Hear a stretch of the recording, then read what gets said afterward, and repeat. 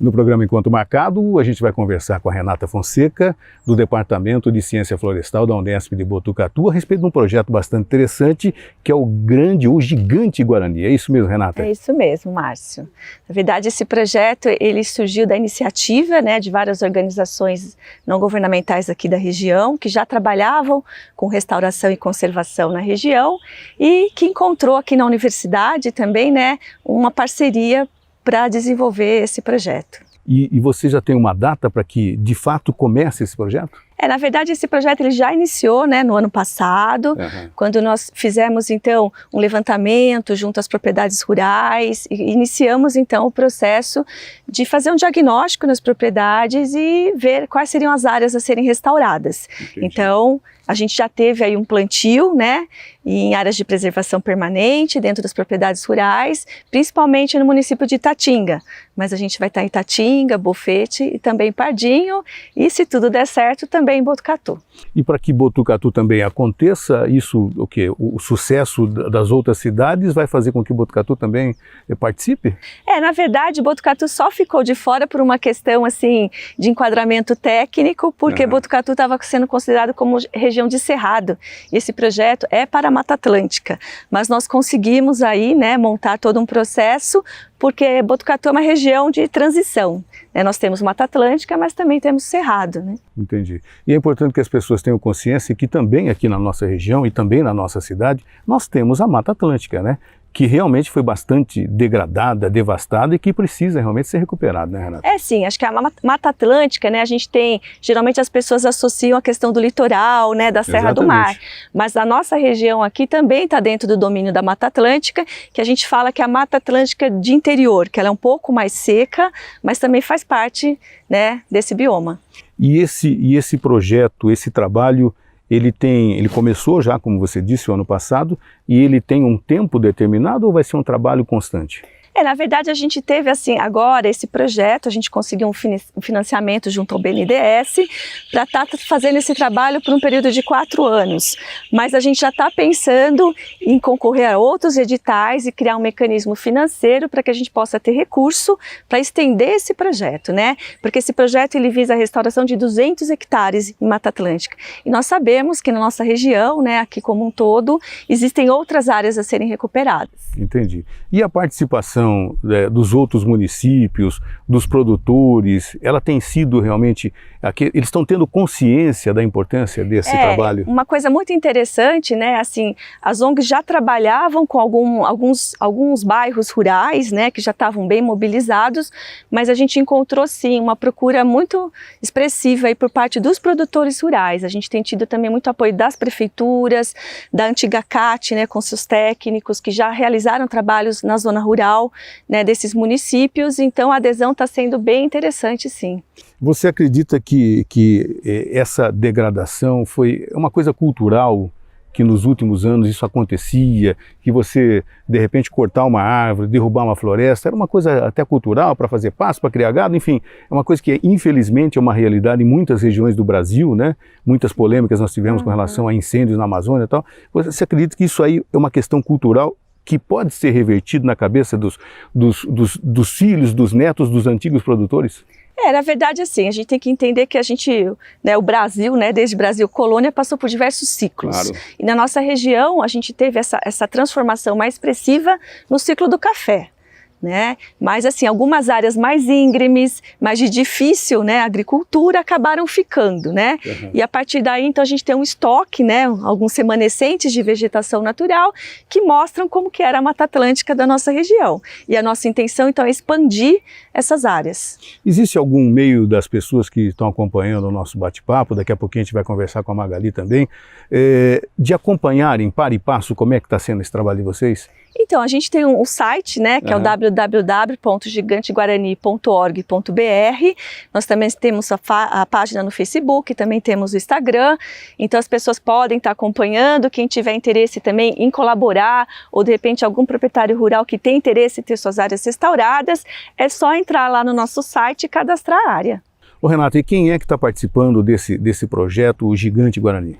Bom, acho que uma coisa importante, Márcio, que a gente conseguiu com esse projeto foi unir diversos atores sociais, né? Então a gente tem a universidade por meio do Departamento de Ciência Florestal aqui da Unesp, a gente tem a FEPAF como tomadora, que faz a gestão, né, dos recursos, né, desse projeto. A gente tem as ONGs com todo o seu trabalho de campo, essa permeabilidade na sociedade. A gente tem os agricultores que aderiram ao projeto, as prefeituras que estão dando um suporte muito legal para a gente, toda a equipe da antiga CAT também, que está bem no campo com a parte, né, da extensão rural, né, e a gente também tem a associação ABD, que também traz aí um diferencial para o nosso projeto, que é uma restauração ecológica assim, mais amena, né, da gente trabalhar com algumas técnicas de usar menos insumos, né, e trabalhar mais uma agricultura natural. Quer dizer, a gente percebe que tem muita gente envolvida em tudo isso. Né? Tem bastante gente envolvida e acho que esse que é o nosso diferencial, é o nosso desafio, mas também a nossa força, né?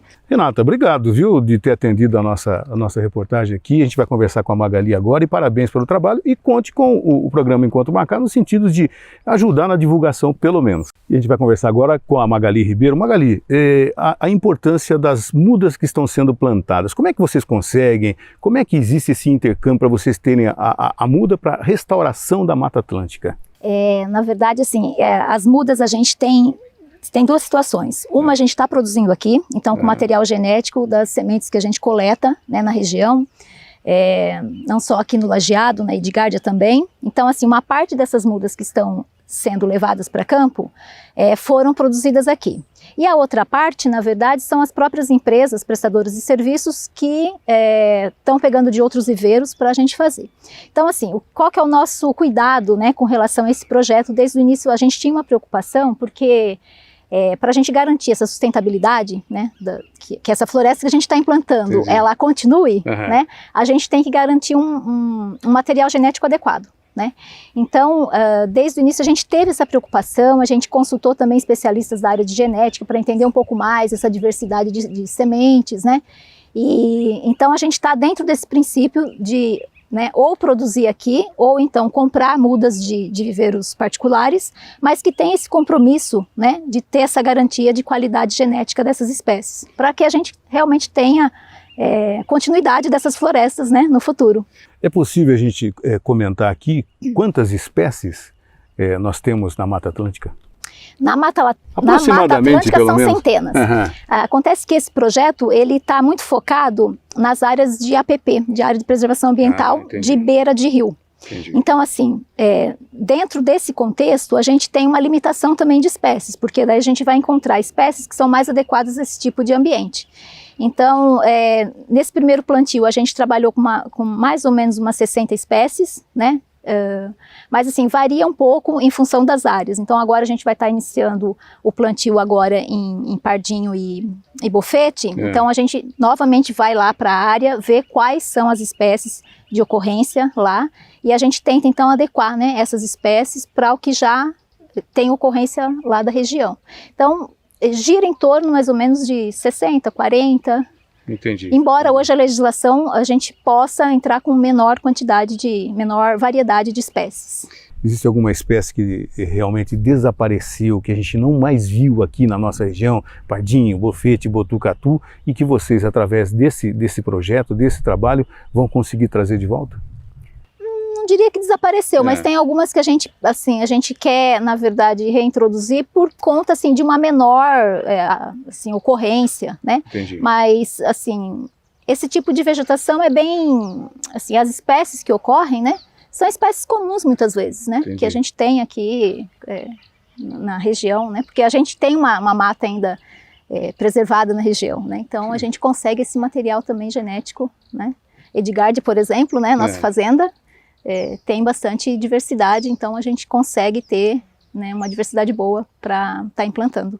Quanto tempo, desde a semente, a germinação, a muda, o plantio, qual é o tempo para tudo isso acontecer, Magali? Na produção de mudas, né, a gente varia aí de 3 meses de produção até 1 ano. Então, dependendo da espécie, né, então espécies que a gente fala que são pioneiras, elas têm um ritmo de crescimento acelerado. Então, com 3 meses você consegue formar uma boa muda para implantar, né?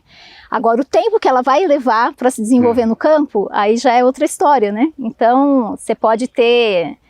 hoje, na verdade, a gente tem, assim, alguns relatórios, né? Para a gente entregar. Então, começa com um relatório de 2 anos. Sim. Que daí você vai lá na área e vê como que está se estabelecendo aquelas mudas.